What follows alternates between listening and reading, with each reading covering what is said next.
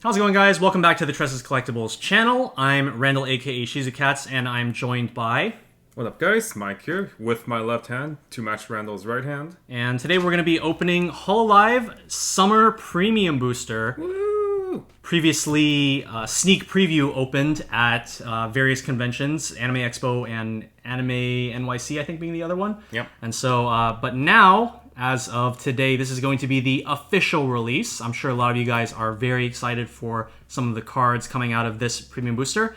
As we can see on the cover, it is just going to be all of the Hololive members in their swimsuits. And we're going to have some pretty cool new profiles for the player base, but I'm sure that the collector base is also going to have a field day with this one, just like they do with pretty much all of the Hololive products. As Hololive fans, we go crazy even if they printed literal vanillas. Yeah.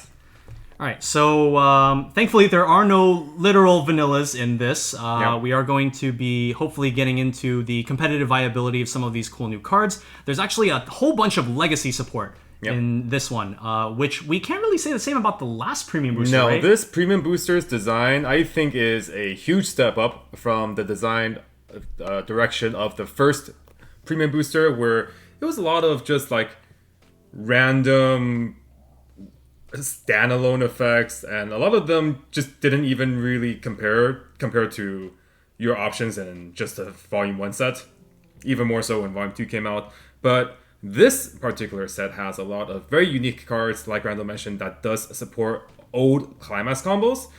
So even if you were trying to optimize your favorite pet climax combo, there is something there for you. And of course, there are going to be a lot of generically playable good cards in this set as well, a lot more than the first premium set. Yeah, although that being said, even though a lot of these legacy cards are going to be supporting those old climax combos, just like many of the premium boosters that we have looked at on the channel recently, this actual product does not have any climaxes itself, and so as a standalone product, it's not going to be playable, and you will have to seek out some of those older cards that you want to use these to support.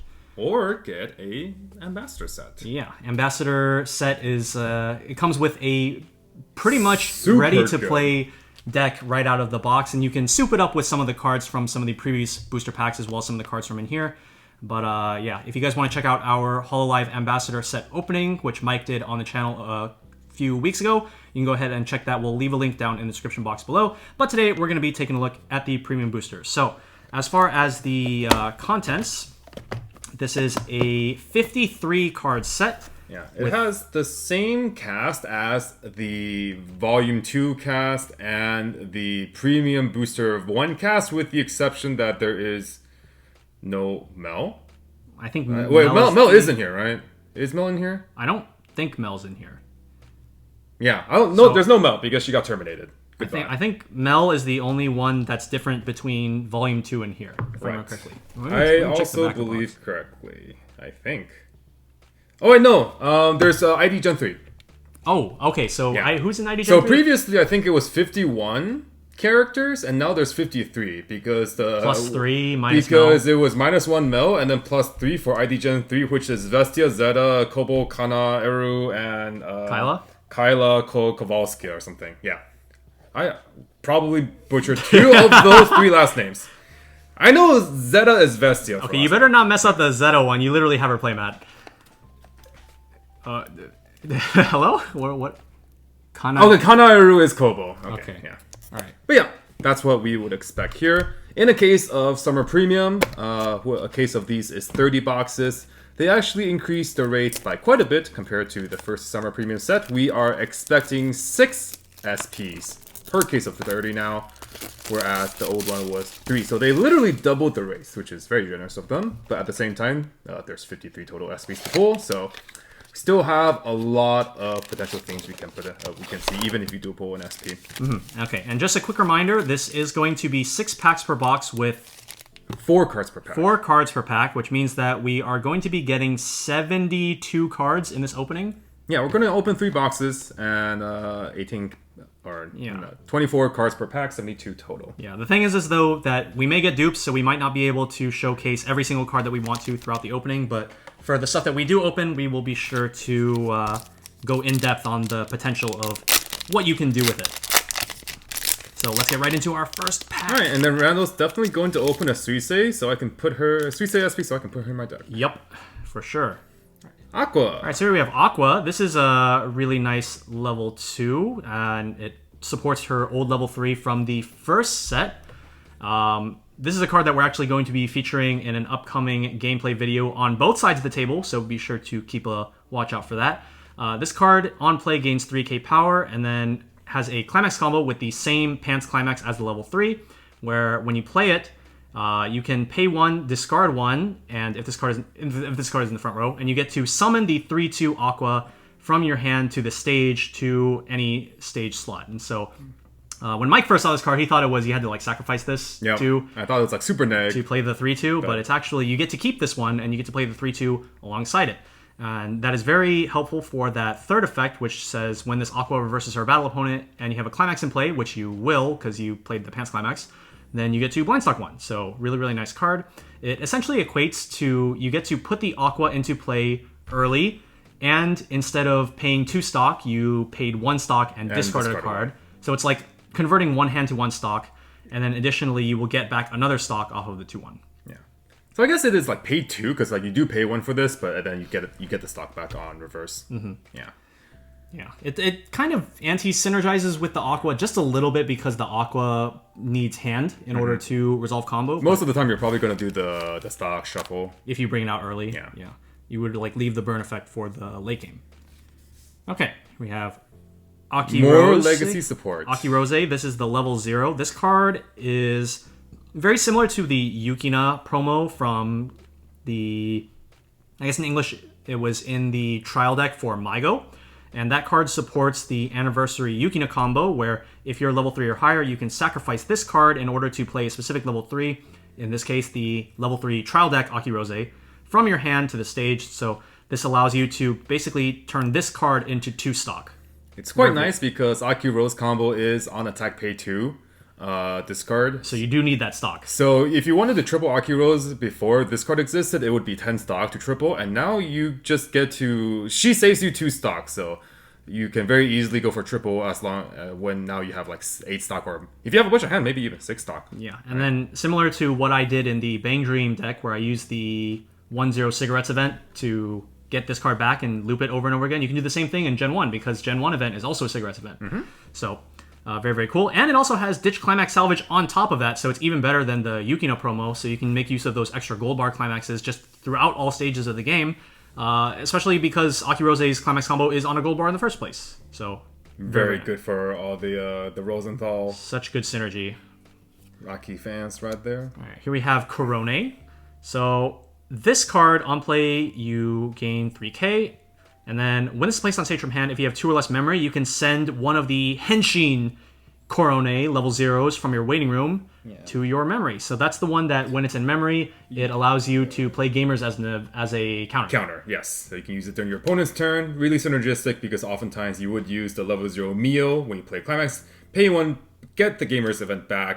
And now you can use that as a counter. The 1/0 Korone just increases that consistency. And then this also has a third effect. When you play, or on the turn you play this, when it reverses a battle opponent, you can pay 1, look at top 2, and then your opponent picks a character or event from among them, and you add it to your hand and put the rest into your waiting room. So it's not selective plussing, and your opponent does get to pick what you get, but it is a plus nonetheless, and sometimes a plus is just what you need. Sometimes if you don't open triple Korone combo, you can just have 2 Korone and this. This can be put a everything pretty good substitute. on the 1 reverse. You'll get your plus either way. Okay, for our first foil, we have these beautiful Hololive parallels with the ocean background. Yeah, so compared to the non-foils, which they are at the beach during the daytime. day, we have the night ones with them at the beach at night, taking a nice midnight stroll maybe. Yeah, and just like in the first Premium Booster HLPs, they do feature the Oshi mark. I distinctly remember this one because we did that Oshi mark quiz show thing, and this was the Leo astrological sign. Yep. So let's see. This Botan is during your turn. If you have a card in memory, it gets plus 1500. And when she or her battle opponent gets reversed in battle, the characters that got reversed cannot use Encore. This is kind of like a tech card. It can be usable in formats where like Encore is like very prevalent, but I feel like a lot of the time this isn't the super relevant it's profile. one of the weaker cards, I would say, in this set, especially since you do need memory for her power, and she doesn't even get that big.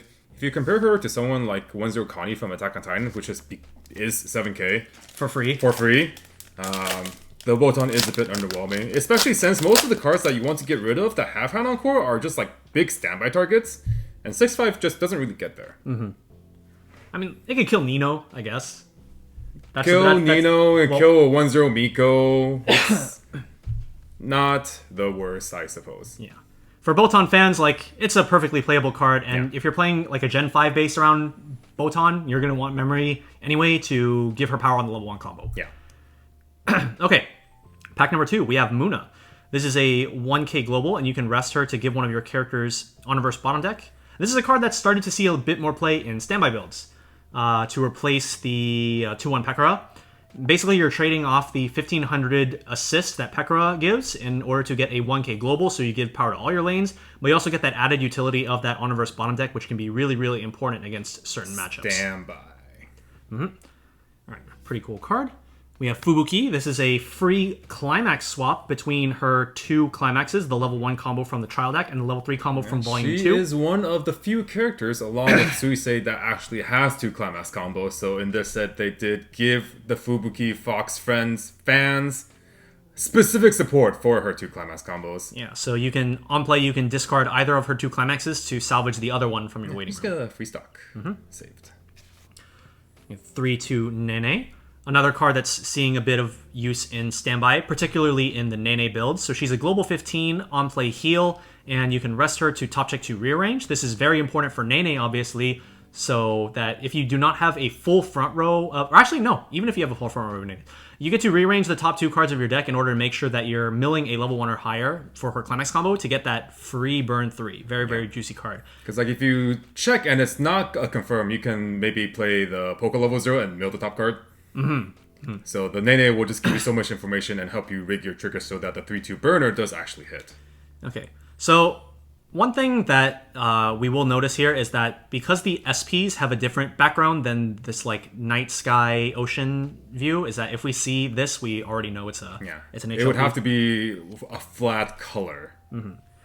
Hopefully we'll pull one of those. So here we have the level 1 Crony. This is on play. You can grab a card from Clock and add it to hand, and then choose a card from hand and put it into Clock. I think that's very appropriate for a time-based Hololive character such as Crony. And then on attack, if you have another Hololive character, she gets plus 3k. So we do already have that effect on the level 0 Sora from Volume 2. If you just want access to that utility, it's probably just better to play that card. But if you are a fan of Crony, then this might be a card that you might want to add to your arsenal. Oh, and also we have Crony wasn't in Premium 1, so we actually...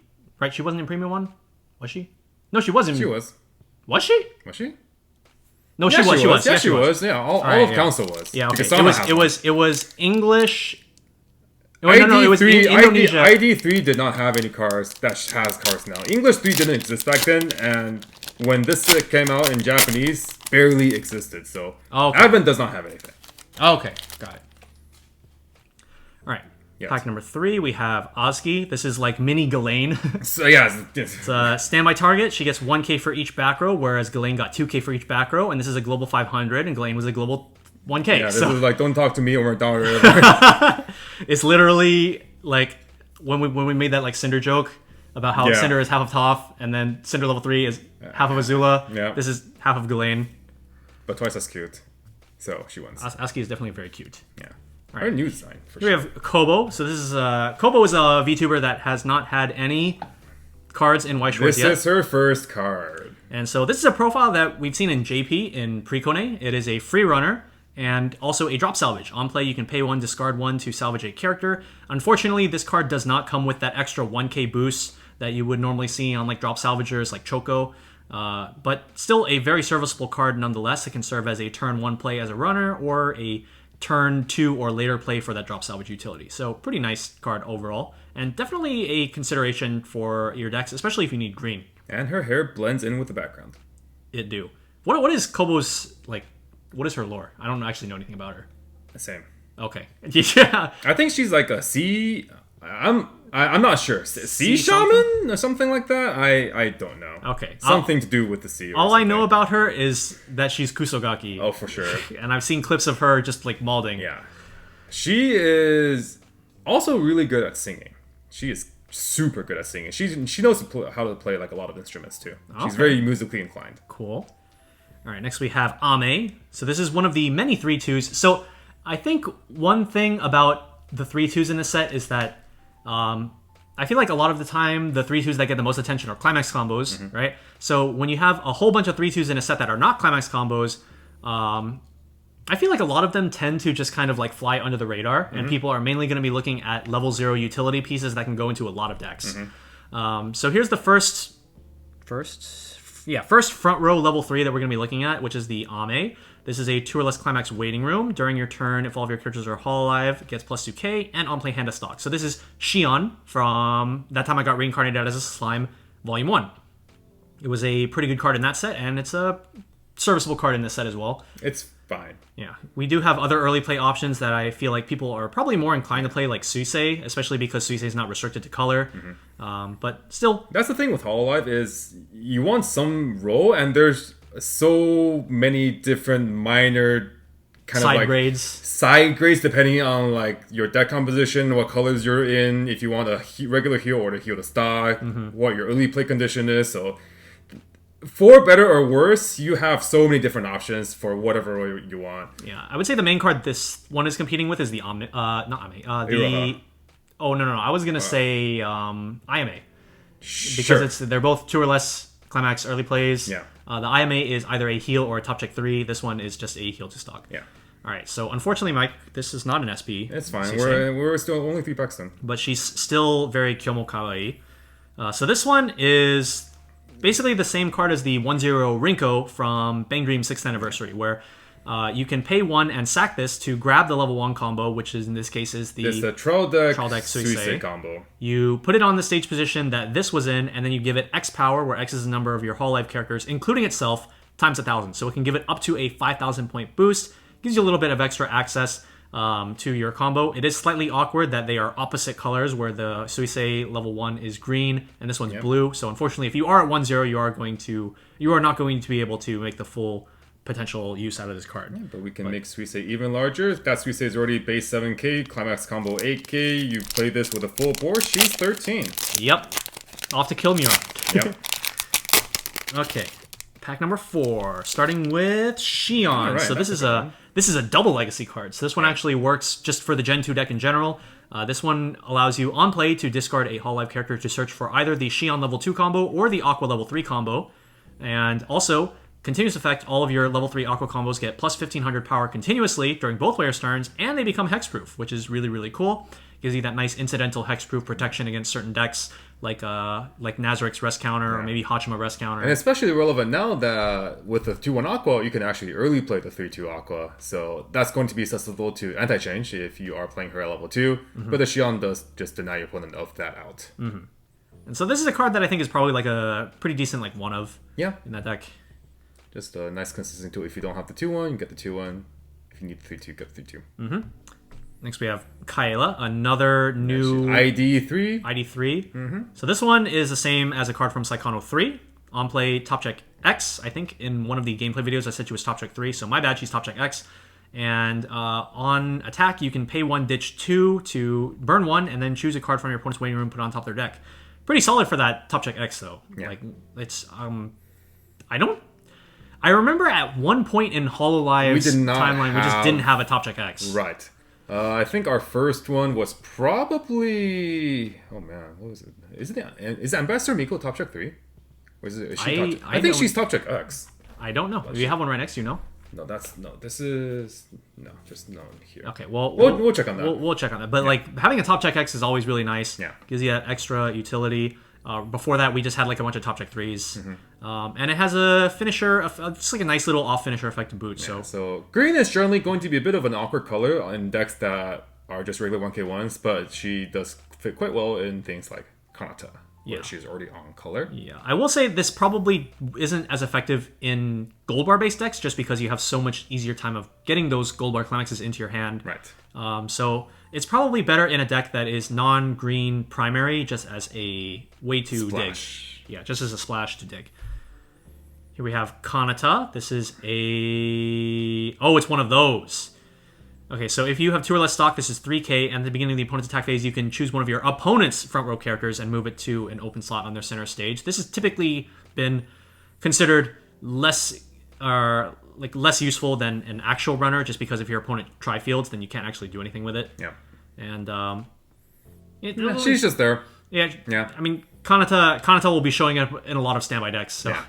It's not like her cards don't already see a lot of representation, so it's okay for her to get one of weaker card. Like standby decks and then Kanata combo and then like stock charge all over the place. Kanata has a Riki. Yeah, she's everywhere. Yeah, so I think it was okay that she got one card that just wasn't as good.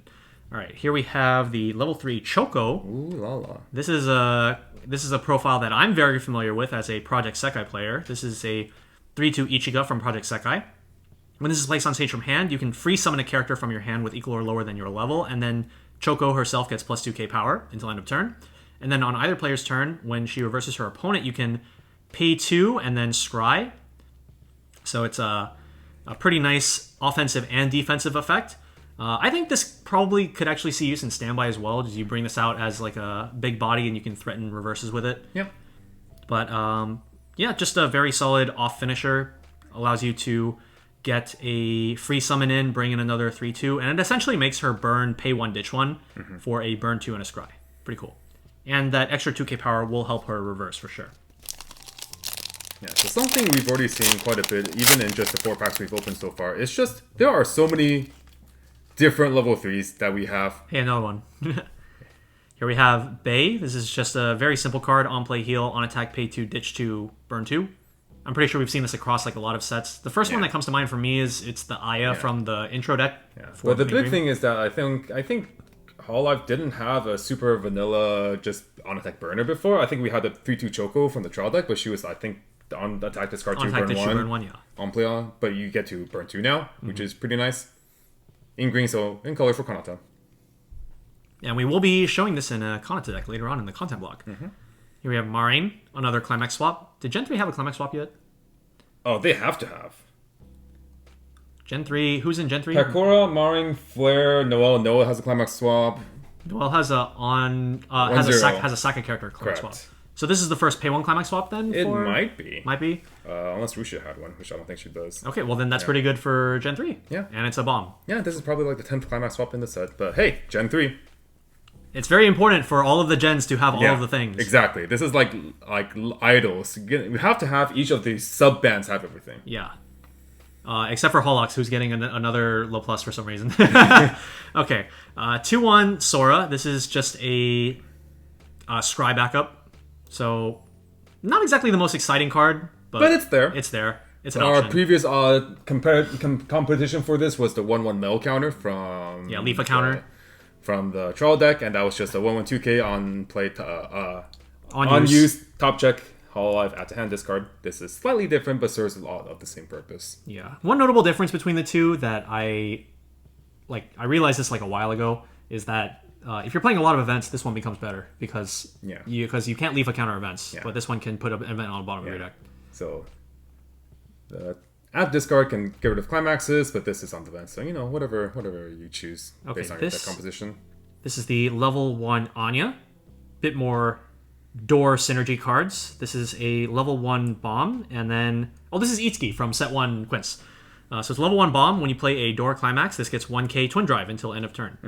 Would you say this sees a spot in anywhere? Because I feel like for the main door deck, which is Chloe, you probably want to play. You want to prioritize your other level 1 slots to the Reine level 1. You definitely could. The thing with the Anya is that now that you run Suisei Brainstorm, which is a salvage brainstorm, you don't rely on the 1/0 Reine as much anymore to loop your Chloes. Sure. Because previously we're running the Muno Brainstorm and the Louis back row, which were search and top check up to 3. But now that you have the Suisei, you can rely on that to get back your Chloes, which does allow you to cut, potentially, if you did want, cut the Reines to actually add in the Anya, one of the things that the Chloe combo does is, because of her top check stock effect, you are very likely to trigger climaxes. So that if you did want to pay them out, I think the Anya does allow you to do so.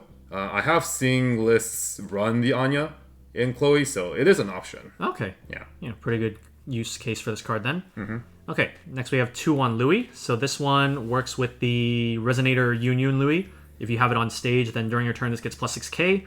And when this becomes reversed, if the level of the battle opponent is higher than your opponent's level, you can reverse that character. So this is an anti-change bomb, but she also gets really big on your turn if you have Louis. Which is... strange. It also does have a lot of competition in that deck. Even if you were sticking on theme, you have the 2-1 Iroha, which also just gets naturally big when you resonate. Right. But if you aren't sticking with theme, you have the 2-1 Anya, which is just 12k, no backup, which also grabs you a door. So the level 2 Slayer slot in Holux builds is very hotly contested already. So unless you're running like a pure build, the Louis might not have a lot of ground, but this does allow you to kind of guarantee that you do kill level 3 no matter what. If they decide to counter over it, then you reverse them because you were low. Yeah, so so chances are you're just gonna get over them because they're not gonna counter over this.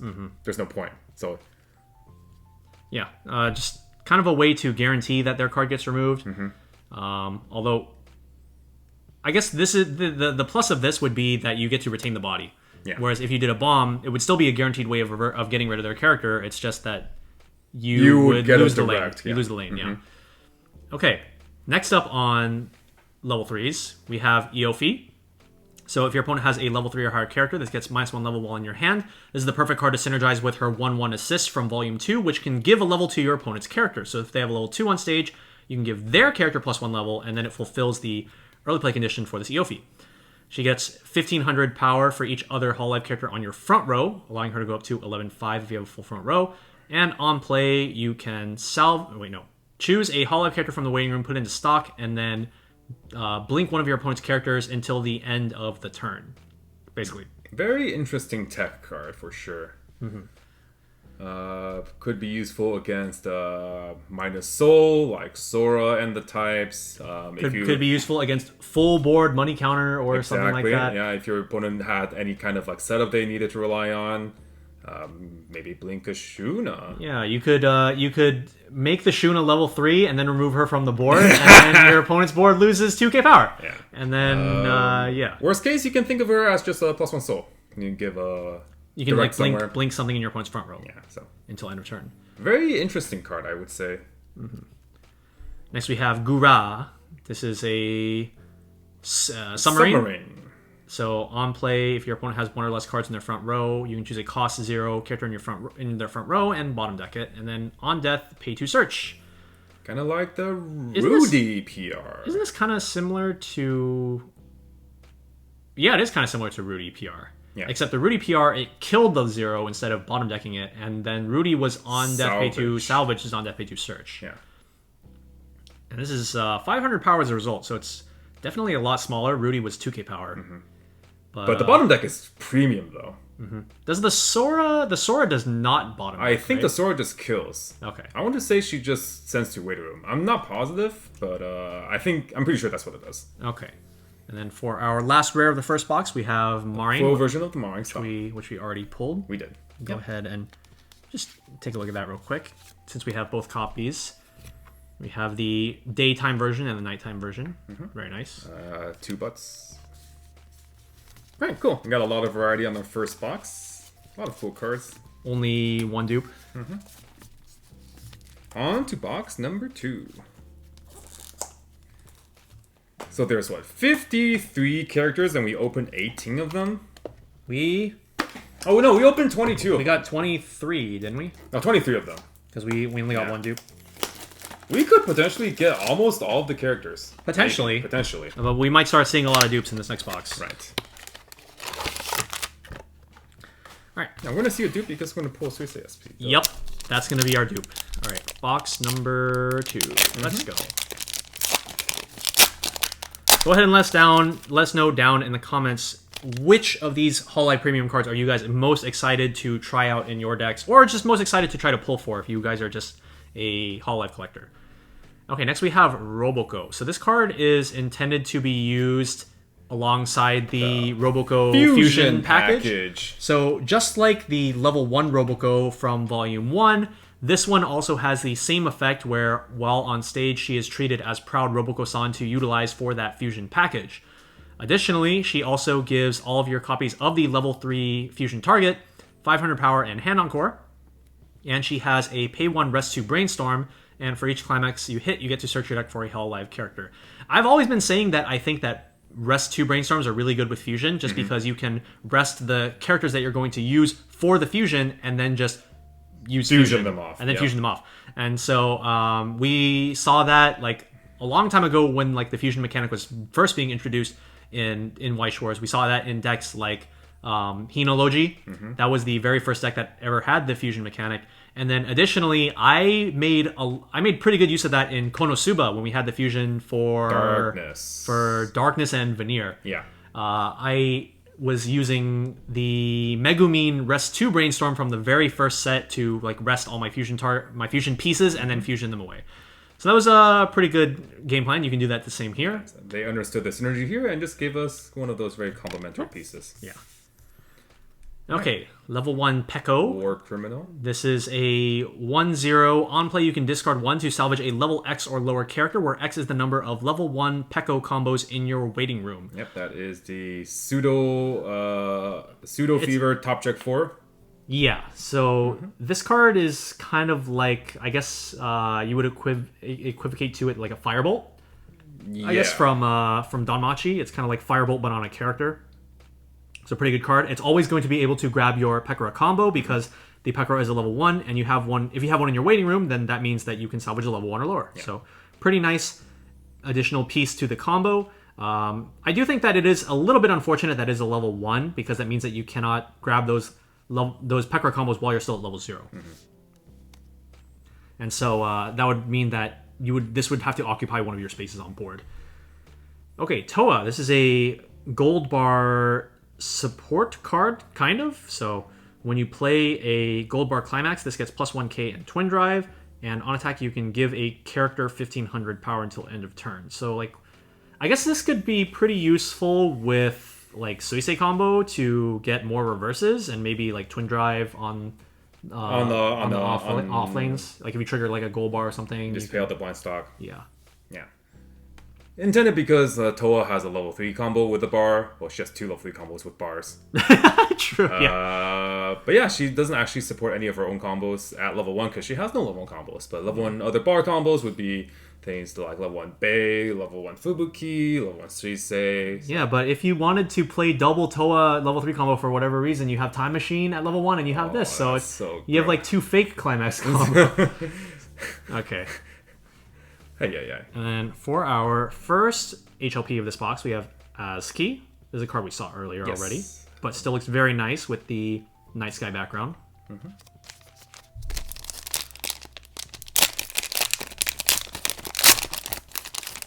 Alright, we have another Muna, card we already saw.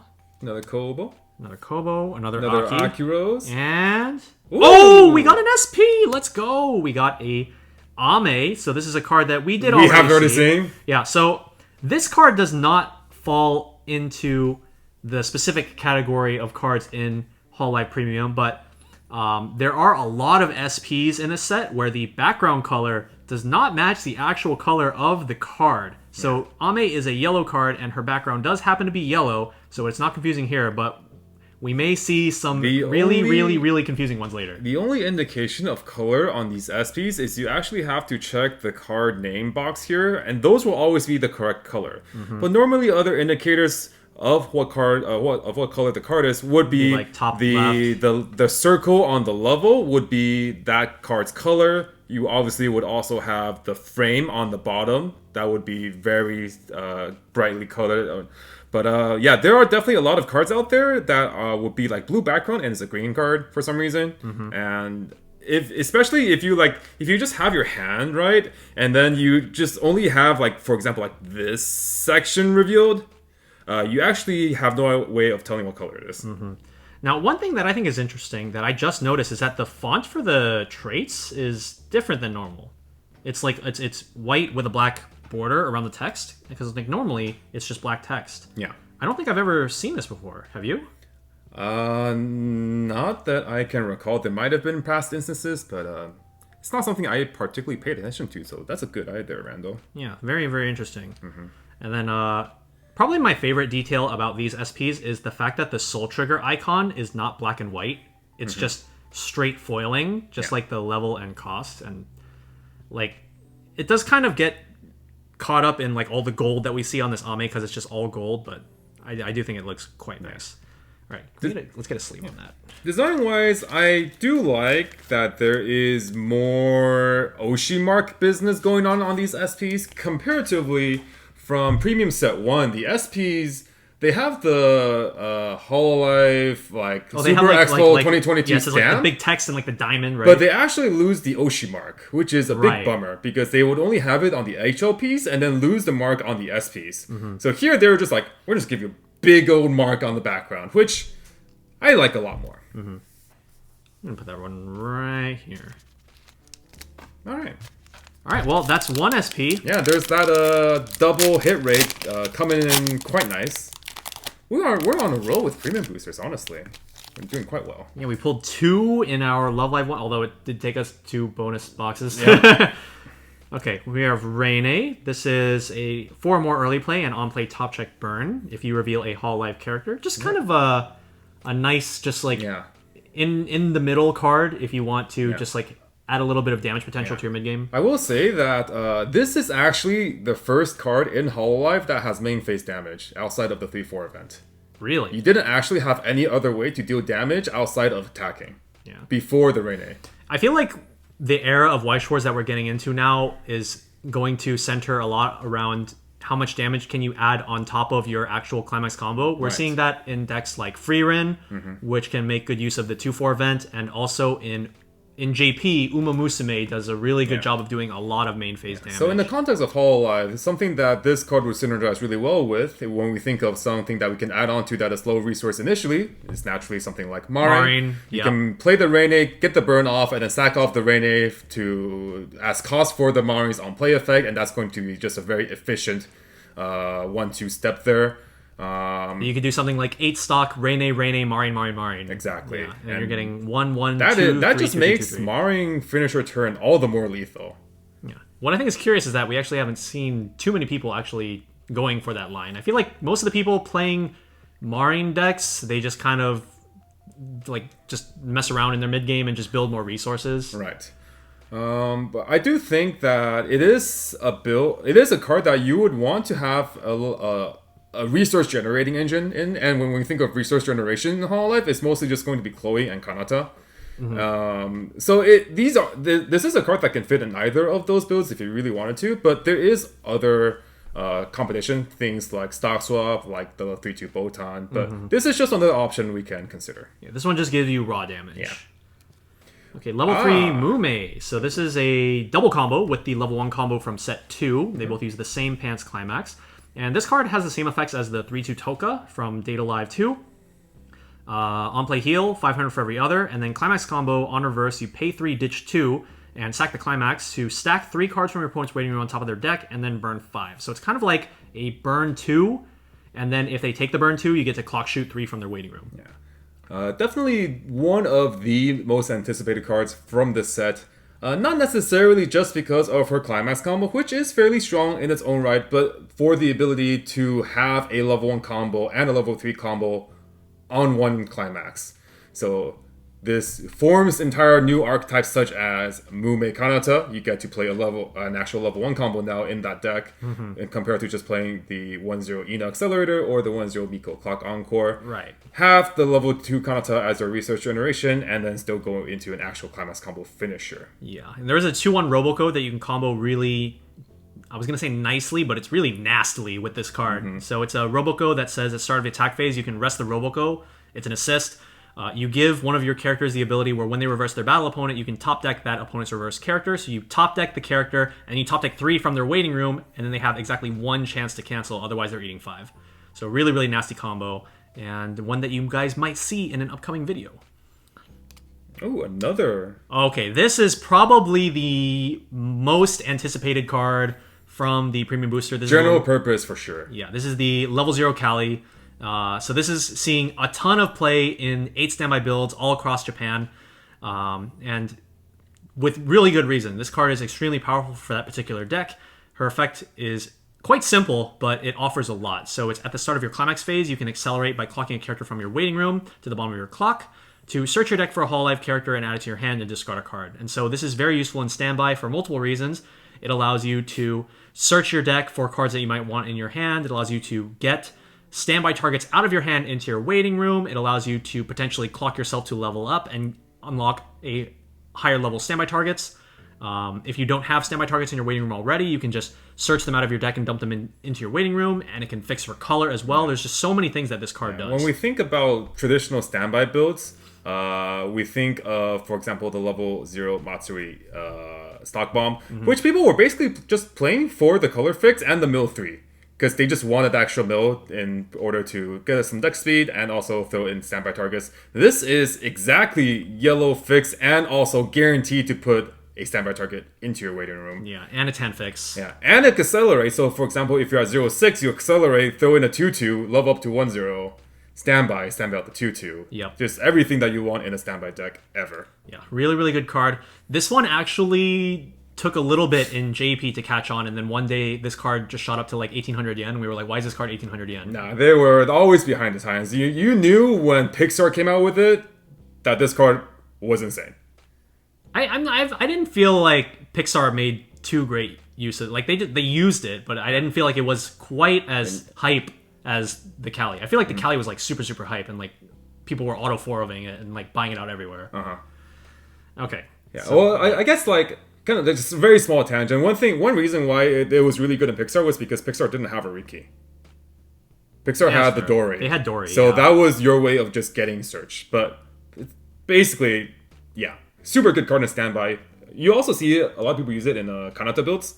Though I think that is a bit more of a personal preference. But in standby, especially with our unique restriction list of losing Mio if you did want to stay with Luna, your level 0 line needs Kali more than ever. Yeah, I mean, like I feel like standby decks were basically just like going to play Kalis regardless of whether or not standby got any sort of restriction. Like this. But now you're going to play it even more. Now you're just super going to play Super 4. All right, for our foil we have the Sora counter, one we already pulled. Cool.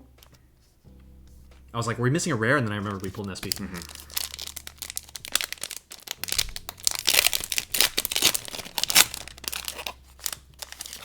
Clocking from waiting from the accelerator is also just like so sick.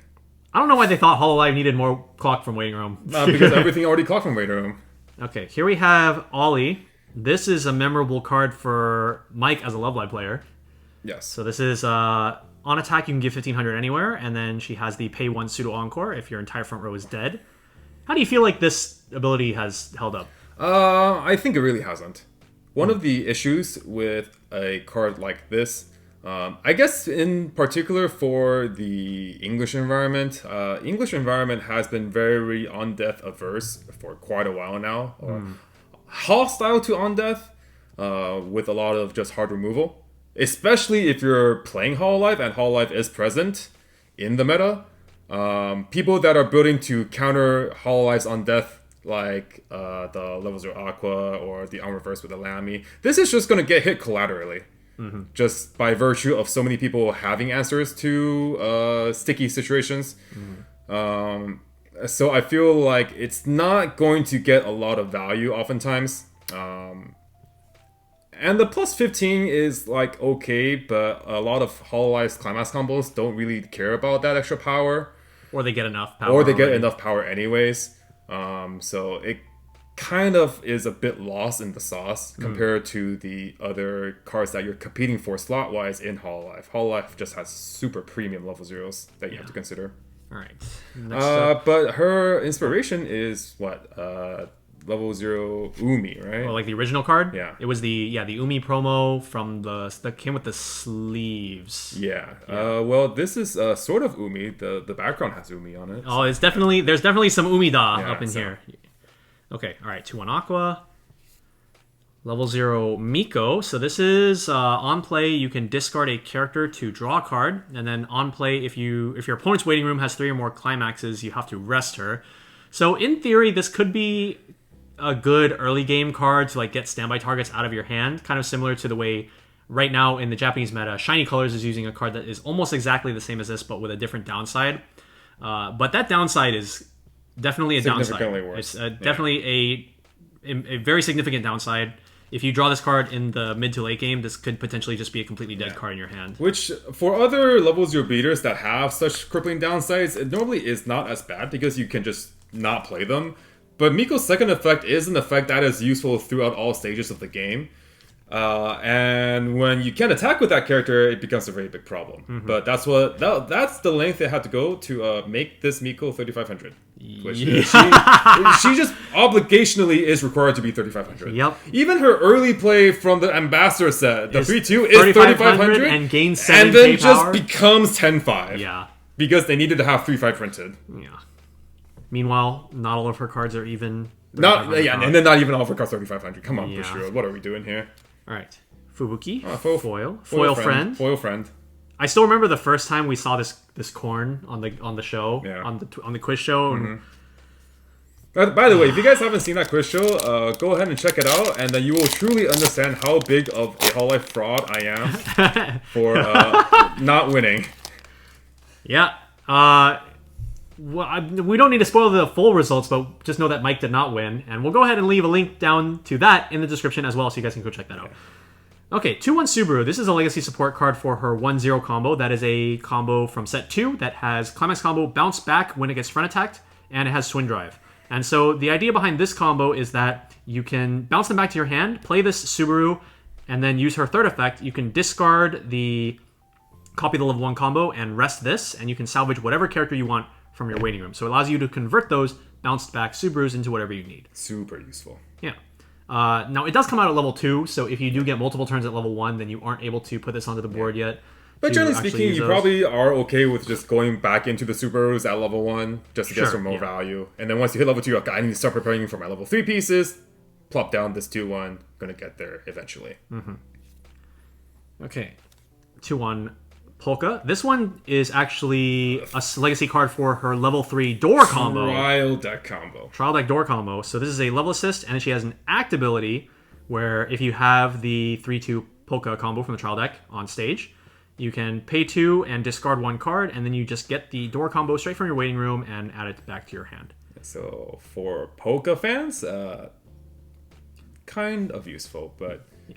And also, this does mean that Polka, alongside Fubuki and Susei, is another one of the characters that has 2 climax combos. Okay, technically. I mean, it's a level 1 combo to level 3 combo. Like, it's actually just like... Oh wait, yeah, no, okay, no, you're right. It's actually just 2 combos. I thought you were counting this as a combo. I was like, bro, that is not a combo. No. Like, sorry. 2 combos. Yeah. Oh yeah, there you go. I wonder if Polka has enough cards. We'll have to check. She probably does. Okay, we have Risu. Unfortunately, beyond saving, but we'll take a look at this level 2. So this is a level 3 assist for 2k. And when this is placed on stage from hand, if you have the level 3 Risu on stage already, which it can be done in many ways because she has an The EOFI is an act. Correct. And then you play this, you can discard a card and choose one of your opponent's characters, move it to an open slot. So Risu is already going like minus... I can't believe you need to discard more cards, man. Risu already goes minus bajillion every time you use it. Can we get a down payment? Can we just have a loan of several cards so that we can pay for our Risus? This should have just been like once per turn when you play a Risu from your hand, you get like a hand back. That actually would have been like really good. And instead, we're discarding more cards. Yeah. And then you can rest this to choose one of your Risu level 3s, give it 2k hexproof, which, I mean, like, it's Constellation. It's good. That effect is good. Yeah. So there is that. Mm-hmm. All right. And for our rare, or our HLP, we have the EOFI level 3. Yeah. I really like the idea of that EOFI. I think that card has a lot of potential. Just not quite sure what situation I would use that in, meta-wise anyways. You need the right target to yeet off the board. Yeah. All right, level 0 Luna. This is a legacy support card for her trial deck combo from the Gen 4 trial deck. Mm-hmm. So when this is placed on stage, you mill 2 and then Cross turn, you get plus X power, where X is the number of Hololive characters or the Gen 4 event, times 1,000. So she can potentially be 3,500 cross turn if you mill 2. It's going to make it feel even worse when you mill 2 climaxes. And then her other effect is when she dies, when she's placed from stage into waiting room, you can discard a card to actually summon the level 1 combo from your waiting room rested. Notice how it says rested. They realized their mistakes. They learned from Sokka. They learned. So, but yeah, this is a very, very cool card. The fact that you are milling 2 in order to potentially get copies of that level 1 combo into your waiting room to summon off of her second effect is really, really nice. Gives you extra access. And this ability isn't even level restricted. So if you stay at level 0 and this card dies, you can just summon out your level 1 combo while you're still at level 0 and start comboing. Pretty cool. Yeah, especially since Luna is just a +2. So normally speaking, even if you do get your level 1 combo at level 0, you're like, oh, I want to play multiple copies just to get full value. Feel free to slam that stock, so you're going to get a +2 off of the level 1 Luna at level 0. You're just going to farm their zeros for fun. Yep. You don't even have to pay 1 stock. You just send Sack the climax. It's so plus. Okay, here we have 1/1 Iris. This is a pretty interesting card. I've seen this a couple times. Like a friend of mine tried this out in Standby around the time that the Summer Premium set came out. I thought it was quite interesting. So this is a 1/1/5/5. This is a 1/1 Iris. She becomes a 7k with Hand Encore if you have the Iris Brainstorm from set 2 on backstage. And then also on attack, you get to Crush and gain 2k. So she swings for 9k. Pretty nice card. So they were running this in Standby with, I think it was just like level 0 Asuki and then a blank Standby. And then they didn't just like generic Luna builds, Yeah, and they didn't run Polka Combo. They just went straight into just like generic Standby stuff, and this was the one they used, and I thought it was pretty cool. Being able to use that Crush effect to control your triggers, maybe control your standbys, things like that. For fun. All right, here we have Laplace Darkness. We do have Laplace Darkness. We have Laplace Darkness. So this is literally Laplace Darkness from set 2. You can tell that it's Laplace Darkness by her traits. She is Hololive and Secret Society Hololux. Yeah. Definitely Laplace. Very Laplace. Yeah, why she's kind of furry, though. I don't know. Okay, dude, why did they give another one to the same group in the same color? Like, yeah, I think... actually. I think they definitely did it on purpose. It's for sure on purpose. Because you know what they did with the Japanese protein bars, and they gave Gen 2 another blue aqua. Subaru. They don't... Gen 2 and Hololux are just chosen to be privileged. Like the other groups do not get to be privileged. Privileged. Okay, yeah. But now you can play 16 aqua, so I don't know. Okay, dude. 12 aquas in English. 12 aquas in English, yeah. But like, if you were ever on like a budget struggle for Laplace, because like, how much are Laplace in? I mean, they're probably not that expensive. It does fluctuate. Basically, they're the same profile. You just use whatever you can get your hands on.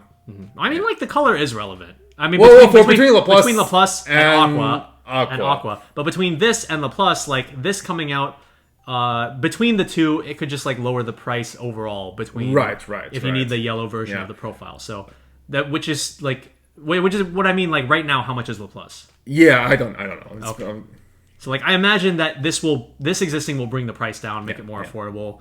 But yeah, personally, if I were to choose between the two, I think Koyori's design is better. I do think she is a bit cuter. Okay, so like if it were me, I would play Koyori, but I also have watched some clips of Laplace just like absolute molding, so like I can appreciate her Kusogaki-ness as well. And maybe in another year or two, we're gonna come out with cards that are specifically name focused, and then one is going to be better than the other because of name shenanigans. But for now, they are exactly the same. What do we got here? We got like this card's like Laplace like $6, $7. Okay. Yeah, it's powerful, of course. Okay, but yeah, Koyori, pretty nice. Yep. And here we have. That's my favorite card right there, baby. Wow.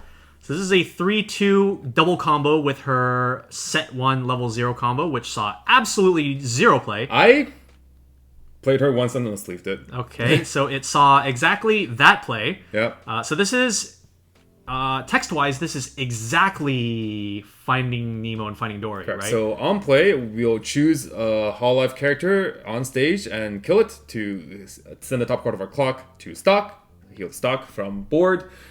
Climax combo on attack, pay to your opponent mills the top 20 cards of their deck. And then afterwards, you look at the top 2 cards of your deck, choose up to one of them, and put it on the bottom of their deck. And then you swing. So this is RNG take the wheel. Yeah, but like you are basically guaranteed a refresh, a burn 1 in the form of a refresh point. The more compressed your opponent is in terms of the amount of cards outside of their waiting room and deck circulation, the more instances of refresh point that you potentially get. So if they have just maybe like a 15 to 20 card pile for refresh waiting room and deck, then Triple Noah will just get you 3 clocks, which is pretty useful. Sometimes some RNG might happen, and then your opponent might mill a bunch of climaxes, and then you get a good swing for 3 or 4. It's unfortunate that the Mocha 2 effect is not as good as actual Mocha 2, because you can choose 1 card only. So if you see 2 climaxes, you are just out of luck. Yep.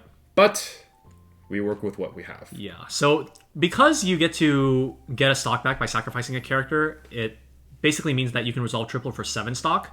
But it does require you to have cards in clock in order to actually send to stock. And so for that reason, I think that if you were going to run this Noelle, I would think that you would want to probably play her with a card like Miko Clock Encore, where you can sack her multiple times in order to continuously get cards back into your clock to send to stock. Yeah, she'll become a lot weaker if you're 2-6 clocking into 3-0, needing to go for that finish turn.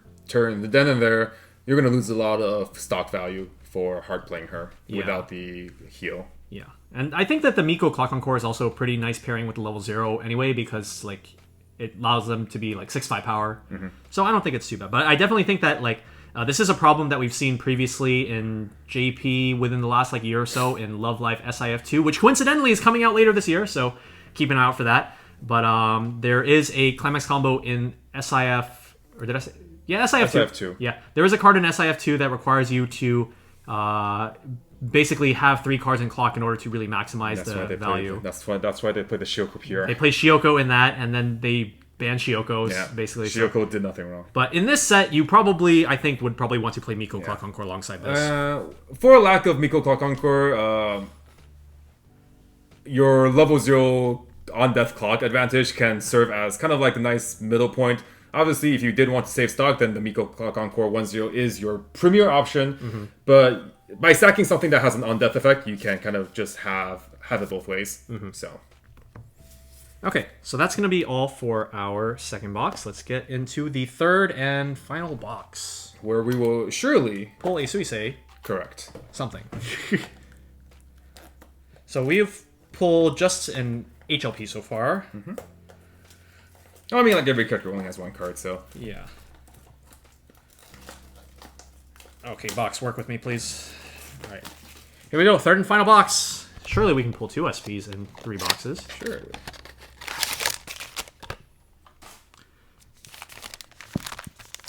Okay.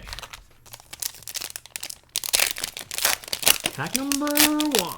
We pulled a lot more. We pulled quite a few dupes in that second box.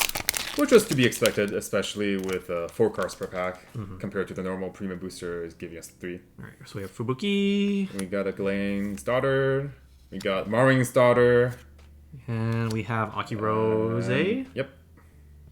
Level 0. Let's see. What haven't we pulled so far? That is notable. I think we have pulled a lot of the really look at the back. Look at the back of the box. All right, let's see. We haven't pulled Chloe. We haven't pulled LaPlus herself.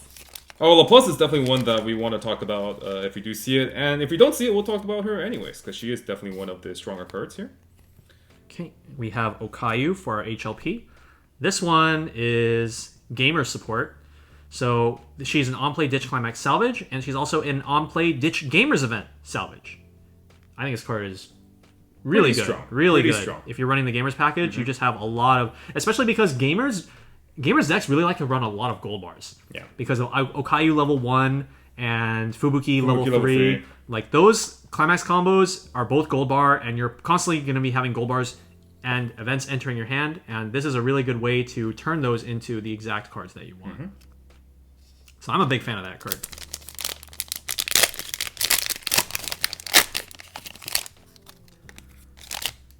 All right. Here we have Botan. Oh, Flare. We haven't seen Flare before. Flare is Hakuro. Hakuro slash Gold Lewis slash. There might be one more. Those are the. Oh, there's a new Marvel card that's the same. These are the 3 big English ones. Yeah, 3/5, and just you can't use back. Go to stock. And then when you reverse the character, they just shoot them. Yeah, nice Aqua, nice little plus, and it's gone. La minus. So we'll go ahead and I'll go ahead and put a screenshot of that one tweet that Mike made when Hololive came out and he got triple Hawk Road XD. Now I can do the triple flaring. Yep. Flashbang. All right, Kanata. Oh, we actually got 2 SPs in 3 boxes. All right, well, it's not Suisei, but holy moly, we got Nene SP. So this is another card that we've already seen. Let's go ahead and get a sleeve on this one too. Oh my god. We are doing so well with these premium boxes. We got 2 SPs, we got the Nene, and we got the Ame. Wow, so, what is her Oshi mark again? Peach. Oh, Peach, right. Yeah, she does have that orange background. So at least this still kind of gives you an inclination of what her color is, which is red. But some of them just straight light to you. And so this was the 3-2 that we saw earlier, the back row that you can... Yeah, Gen 5 fans... Top deck 2 rearrange. Nene fans definitely are rejoicing for that card. Right here, we're going to go ahead and make some room over here so we can just display these. Yeah, we can just clean these up. That's no problem. All right, 2 SPs. Wow. Sugoi. And now we're going to open another SP in the Misfit pack. All right, Kobo, Ame, Corone, and... Oh, we got Laplace. All right, perfect. All right, this Laplace is like... Laplace. Oh, mega cracked. So this card... So previously in the Chloe decks, you had to play this level 0 Chloe that says on death you can ditch 1 to search your deck for Louis or the Chloe or the Laplace level 3. And the Laplace level 3 is the one you need for Resonance. This Laplace just says on play, discard a character to search your deck for Laplace. Just on play. You just do it. The timing is just so much better. And she's a helmet for no reason. Like, holy moly, this card is so good. That's another reason why you could potentially cut the 1-0 Reine for the 1-0 Anya if you did want that twin drive. Your waiting room access with the Laplace and the Suicide Brainstorm is so much better now. Makes sense. Right, but yeah, this is definitely one of the strongest cards for... what was already a really strong deck archetype. I think this card, like low-key, makes Chloe Marine specifically a lot stronger because what you get access to line-wise is you get to loop Botan. The same way you can loop Botan 3-2 in Kanata Marine builds. Oh, sure. Because now that you have a helmet, you can loop Botan multiple times and go into like double Marine or triple Marine. Sure. Whereas like previous Holux builds did not have access to that, so you would be like one Botan. Now you're chilling. Now your opponent leaves their deck vulnerable, like a la Russia, you just murder them. Alright, so we got Louis, Marine, and Eofi, 3 that we've already seen, and we have Risu for our HLP. For having her foil does not solve the issues. So she's really cute though. She did not have a card in Premium 1, right? Indonesia did not have Premium 1? No, Indonesia 3 did not have a card in Premium 1. 1 and 2 did. They did? What was Risu's? Oh, it's the Corone drop search drops out. Yes. Because Risu really loves Corone. Yeah, and yeah, because I was just thinking about how her Oshi mark is literally just a squirrel, and I was like, have we seen this in the previous one? Yeah. I feel like if we got given this on the quiz show, it would have just been like too easy though. Yeah, squirrel. And Connor definitely would not have chosen that as one of the... it would just be creepy. Yeah. But yeah, I just remember she loves Corone. Yeah. Alright, final pack. What do we really want to hit out of this pack? What haven't we gotten? Honestly, we've gotten most of the things that we wanted to talk about / are good. We haven't hit a Watame yet. We haven't hit Zeta. We haven't hit Fauna, Ina. Chloe. Oh, Iroha. We haven't talked about Iroha yet. Kiara. Even if we don't pull Iroha, she will be showing up in a future gameplay video, so that's not too big a deal. Yeah. No, we have a good amount of characters we can still hit. Shion, Bei. We have Bei. We have Nene. And for our final HLP, we have Peko, which is another one we already saw. Alrighty. That's expected. Yeah. Overall, this has been an extremely successful box opening with 2 SPs, 2 beautiful SPs. But these are not the only SPs we have, right? Yeah, so I do have a collection of SPs to show off. Just one from every generation for both English and ID. So are they in order? Yeah, so go ahead. They are in order. Okay. So starting off, we have Gura. She is blue. With her lovely trident. I didn't actually check, but let's see if there are going to be some fake backgrounds for their colors. Oh yeah, there's probably going to be So we have Myth, we have Fauna. Promise. So is this this Promise? Yeah, Promise. Okay, yeah, I think they rebranded before this. Because they used to be Council, and then they added Iris after Sana left. So. Yeah, Fauna is another card that we haven't seen yet. So this is a 6/5 if you have the level 0 Fauna combo on stage from set 2. And on attack she has pay 1 Twin Drive. So we were hoping for a double combo a la Noelle. Yeah, but unfortunately this is... Saplings. It's time to wait for Volume 3. Okay, but at least she's cute. She is. But what is the thing she says? Ooh. She says ooh? She just oohs? Yeah. Ooh. The only thing I know about Fauna is that she oohs, and then she like VOD reviews herself, VOD viewing herself, yeah, VOD reviewing herself or something. It only gets better. It only gets better. Okay, we have Risu. Is this like... Big squirrel. Gigantic squirrel? Hold on. I can't even really... Is this like a pink background? It's pink. It's pink. It's pink, and she's blue. So this is fake. This is very, very, very, very fake. Fake background. Very, very pink squirrel. Yeah. So I do quite like the SP foiling. I do the kind of like the shatter foil. Yeah, I'm a big fan. I like how there's just like... I always like this on just like foil patterns in general when they have like just like that small line of foil like absent foiling around like the interest point of the art. And so like not only do we see that around the character art, but we also see it around the Oshi mark. Yeah. I always really like that effect. Oh, so like fake. Super it's so Omega fake. It's so fake. Rene level 3 with this blue peacock background, because that's what she is, peacock. Yep. And then fowl. Yeah, peafowl, peahen. Yeah. And then she's red. Yep. Very, very fake. Yeah. So I do really appreciate. So we are going into ID. This is Myth, Promise, ID1, ID2, Kobo's ID3. One thing that I do really appreciate about this from a collector's point of view, I do like the overall look of these SPs quite a lot. However, as for playability in my deck-wise, I will almost never choose to use them when given the chance. Yeah, and the same goes for OFR climaxes. Yeah, right? Just the visibility of these cards.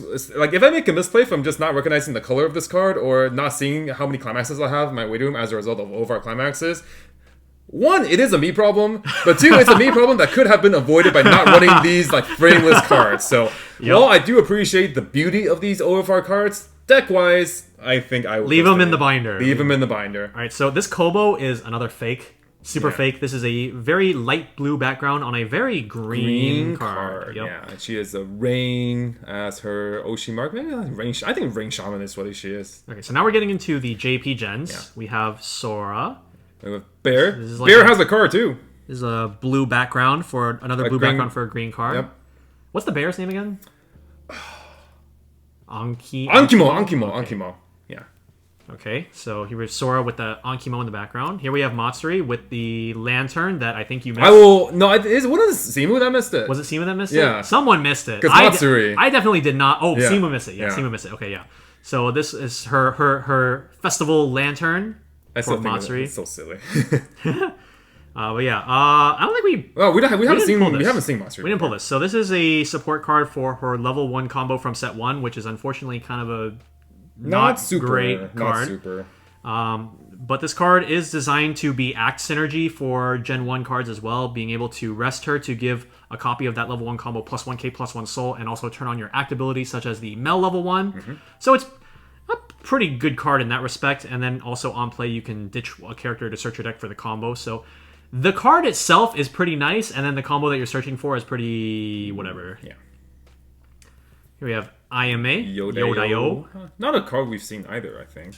We have not seen this. So this is a double fetch for her level 1 climax combos. I think that's very appropriate considering that her whole thing is like demon cloning herself, right? She like clones herself and like. I mean, we do have the notorious band card. Yeah, and then like clones herself. in the animations, she like makes a bunch of clones of herself though, too, right? Yep.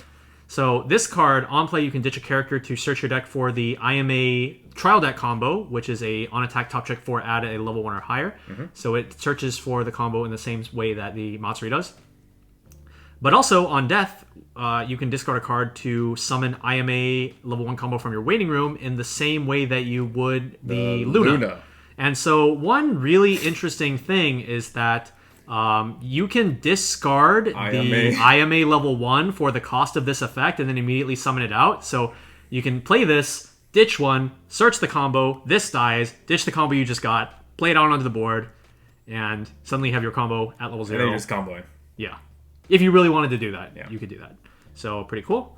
Here we have Noelle. This is a very nice silver background, actually. Yeah. I like her. I like the silver quite a bit. Yeah. So we're going to Gen 3. Alright, this is Gen 3. We have Gen 4. We have Watame for Simu. Has Simu asked you if you pulled any yet? I think he just collects Japanese, no? Oh, does he only? I think so. Oh, okay. All right. Well, in any case, we have the level 1 Watame. This is another card that we haven't seen yet. Yeah. This is one that he got super excited about when they revealed this. So this is on play. Choose a Hololive character. Give it 3k. Such a huge boost, by the way. So free. 3k for fun. And then you can change this into the Watame level 1 combo from your waiting room for free. So you just play this, give 3k boost, and then you just change it. Yeah, I remember when the 1-0 Chisato from Grossman Party 1 gave 15 on play. Yeah, and it changes into a beater. Beater. Yep. And this gives 3k for fun. And changes into a combo. Yep. Very, very good card. For Gen 5, we have Polka. I think this red is really She really is certified red. Yeah. Red in color, red in motif. Oh, she's so red. I just mean like on the Louis too. Yeah. I think the the backgrounds just look so nice. The Louis, this card looks really good. I love the art. Her rose motif is really nice. Yep. Yeah, perfect. It's like this silver and red rose thing going on. Yeah. Looks super nice. Now, one thing I will say, let me go back to the Noelle real quick. So, like, even though the background is silver, the foiling is kind of goldish, right? At certain angles. Kind of goldish, like at the right angle. So I think that's I think it would be interesting if like on like certain backgrounds they made it like silver-ish kind of. But I feel like at a lot of angles it's like kind of rainbowy, right? Yeah. I mean, I think that's just how light refraction works. Yeah. You know, so you're gonna get a variety of angles, and that results in just different colors on the color spectrum because of the way light reflects on surfaces. Yeah. And then like it'll reflect differently off this part than on this part, so you're not gonna get the exact same coloration sometimes. Like how here you see like it looks gold here, it looks silver. Yeah, when you have it at that angle, from my perspective, you see a lot of the gold that you were talking about. So, and then here, and we have gamers. We just have. We have a huge rice ball. Huge rice ball. We have some pretty big food up in here. We've got like what other foods were there? Did we get a lot of food? There was some food on some of the other cards. Yeah. Though. Like this one. So this one's like onigiri, and then like who else had food on their like oshi mark? I forget. Oh, the peach, the big peach, right? We have the big peach in our nene. And so yeah, we have a squirrel, technically. Very big squirrel, yeah. I just think the squirrel is so funny. But yeah, so huge, big chongas. But yeah, between all of these, we just have this really. Yeah, the fanning this out and looking at it like this is probably one of my favorite things. Hold on, I'm gonna take these off real quick. I'm gonna arrange them in like color order, spectrum. Yeah, and I already know it's gonna look crazy good. Yeah, because it's not as if they just had just 4 colors, yellow, green, red, and blue. They have the Oshi's colors, and you know how fans, every character has to have a very specific shade of their particular color. So we have like light blue, we have some dark blue, we have some like teal, we have light green, we might have some dark green on some other characters, So here, look how nice this looks. Holy moly, that looks nice. We got all these here. Yeah. You notice that like these blues are different. There's literally this blue, and then these are like the same. These two in the middle are the same blue. Are these three? It's hard to tell. I think these are the things. I think these 3 are the same blue, and then this is dark blue. Yeah, but like it just looks so nice when you just Yeah. like line them all up. You know this stuff is gonna look like fire when someone decides to collect all 53 and puts it in like a like a collection. Yeah, like and you already know that some guy is gonna be mixing up the color when they're in his hand. Like this is exactly what I'm talking about. You look at the cards in your hand like this, and you're just like, "What color is this?" It's like if you took a look at these 3. All right, let's see. That's a red card. That's a blue card. That's a green card. Okay. Yeah, exactly. Like okay. Yeah, it's like you hold up your hand. It's like, okay, what do I got? What do I need to clock for color? I need 3 colors in my level zone. I need to clock one of them. Yeah, there's this idea I've had for a while that we might do on the channel where like we only show the top right corner of a card art. Yeah. And then if you like use these SPs and it's like Oh, that's so cheating though. That's so unfair. it's like what are these like, bro? But yeah. I would say overall pretty good on the design aspect. I think initially I was a bit underwhelmed when we first saw these getting previewed in JP, primarily for the kind of player concern that you can't really tell what colors these are. But I think seeing them in real life, I do appreciate the texture and the foiling on these cards, and just from a pure collector point of view, I do think these aesthetically look quite pleasing. I am inclined to agree. And then for the people that actually want to play the game, like these HLPs, they look already really good. They look much better, I think. And I do like that there is going to be a difference there. I think I really like the daytime, nighttime thing going on. I think if you are personality-wise inclined for the daytime or nighttime, maybe one will speak out more to you than the other. Yeah. I know a lot of these night owls probably want the HLPs.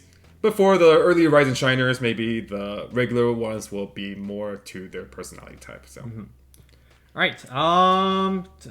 we got most of the cards. I think like 3-2 Iroha is probably the one that I think of that we didn't pull. That we will be showing that in an upcoming video, though. Just taking a look at the back of the box here, we didn't hit Hachima either. I think. Do you remember what Hachima's card does?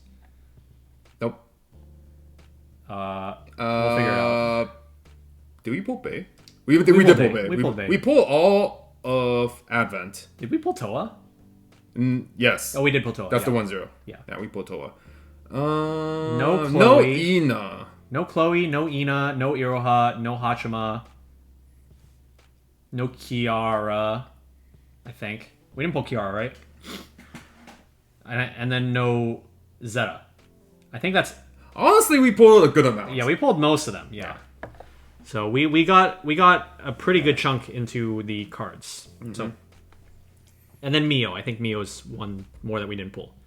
Didn't we? Did we not pull Mio? I thought we did. Or I thought we didn't. I guess. Mio is the support for the TD32, so if we didn't talk about that, then we I'm pretty sure we didn't pull it, yeah. Okay, but yeah, we got a lot of stuff. We got 2 SPs, very, very nice. And yeah, you have any closing thoughts?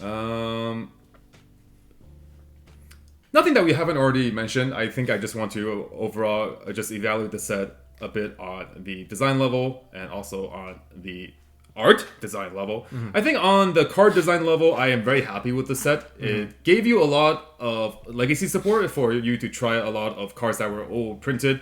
A lot of times when you look at old sets, you just have a bunch of climax combos, and when new sets come out, 99% of them are probably just going to be defunct. You're not going to really think about them, but this gives you a reason to, at the very least, think about those combos. Or if you want to play more thematic decks, it gets more support that way, or if you want to play with your favorite Oshis. Also, just in terms of meta, I think it offered a lot more solutions to problems you could probably already solve before, but kind of like side grades. You have a lot of side grades, especially at the level 3 line.